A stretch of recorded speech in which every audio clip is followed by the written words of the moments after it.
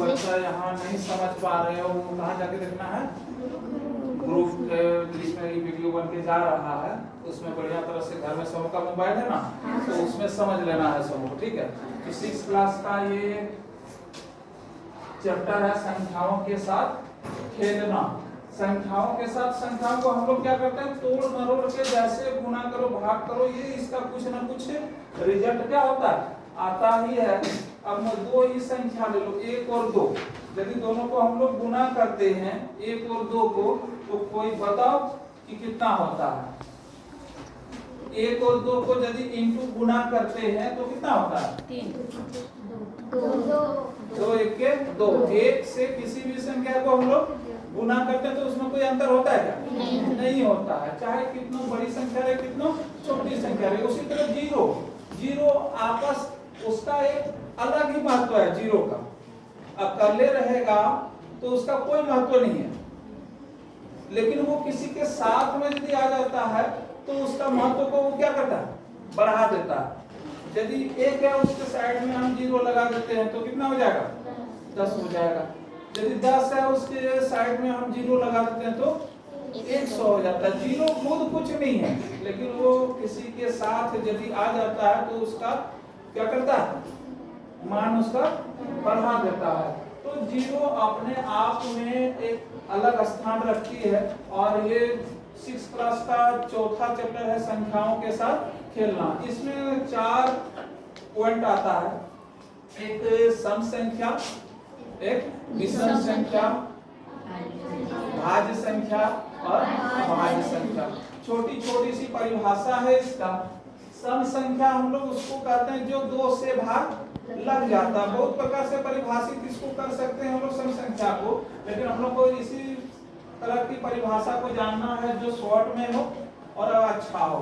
तो सम संख्या किसको कहते हैं, जो 2 से भाग लग जाता है उसको सम संख्या कहते हैं। और इसका जस्ट उल्टा करना है विषम संख्या में, जो 2 से भाग नहीं लगता है उसको विषम संख्या कहते हैं। अब तीसरा है भाज्य संख्या। भाज्य मतलब भाग लगना। तो भाज्य संख्या किसको कहेंगे, वह संख्या जो अपने और एक स्वयं की संख्या और एक को छोड़ करके किसी अन्य संख्या से भाग लगता है। जैसे सपोज है, मान लो कि 12 है और एक संख्या 11 है। स्वयं की संख्या मतलब 12 से भाग लगेगा ही, 11 से भाग लगेगा ही, 1 से 12 भाग लगेगा, 1 से 11 भी भाग लगेगा, 1 से हर संख्या भाग लगेगा, ठीक है ना। 1 से हर संख्या भाग लगेगा और स्वयं की संख्या से भी भाग लगेगा। तो ये 2 संख्याओं को छोड़कर, यानी जो स्वयं का संख्या है और एक, ये दोनों को छोड़ करके किसी अन्य संख्या से भाग लगता है तो उसको हम लोग भाज्य संख्या कहते हैं। और अभाज्य संख्या जो अभी बताए, वह संख्या जो स्वयं और एक से सिर्फ भाग लगता है, बाकी संख्या से भाग नहीं लगता है, उसको क्या कहते हैं, अभाज्य संख्या कहते हैं। तो ये 1 से 100 तक का एक चार्ट सारणी बना हुआ है और इस सारणी में ही हम लोग को ये चारों निकालना है, सम संख्या, विषम संख्या, भाज्य संख्या, अभाज्य संख्या। ये 4 चीज हमको इसी चार्ट से निकालना है और बहुत ही आसान है ये निकालना हमको। जैसे पहला सम संख्या लेंगे, जो 2 से भाग लगता है उसको सम संख्या कहते हैं।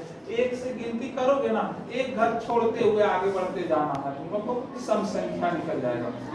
जैसे 1 है, 1 को छोड़ दो 2 पे आ जाओ, ये सम संख्या है। 3 को छोड़ दो 4 को ले लेना है, 5 को छोड़ देना है 6 को ले लेना। ये सारी सम संख्या।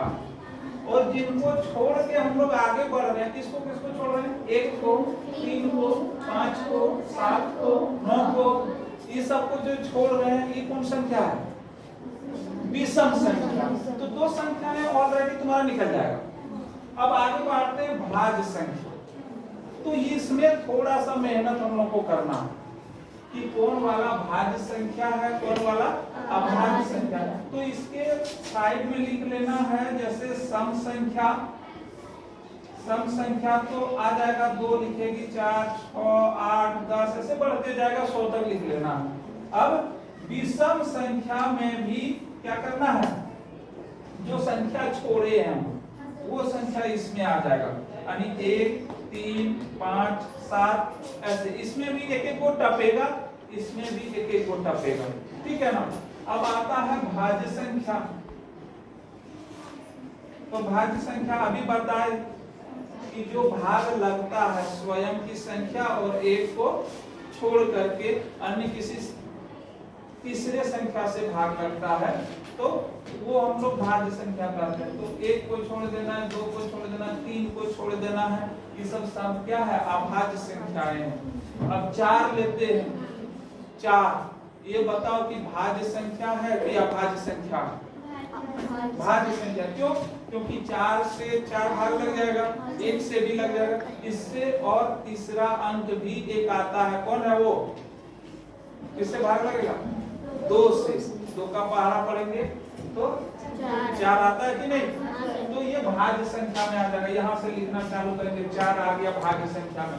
5 देखेंगे, 5 नहीं लगता है भाग, सिर्फ 1 से ही लगता है और 5 से ही लगता है, तो ये आ जाएगा अभाज्य संख्या में, ठीक है।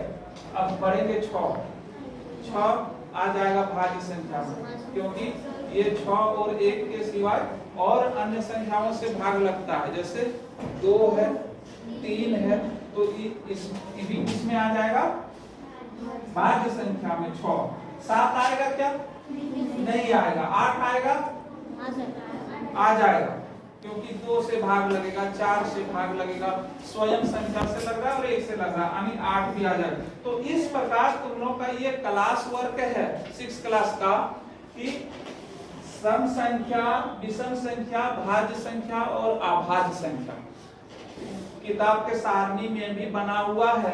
अपने से इसको बना करके ये चारों संख्याएं तुम लोग को इसी चार्ट से निकालना है 1 से 100 तक। समझ में आया सबको? तो ये बहुत ही आसान है। और 1 से 100 तक के बीच में कितनी सम संख्या है, कितनी विषम संख्या है, कितनी भाज्य संख्या और कितनी अभाज्य संख्या, ये सारे चीज अभी तुम लोगों को क्लास वर्क में करना है।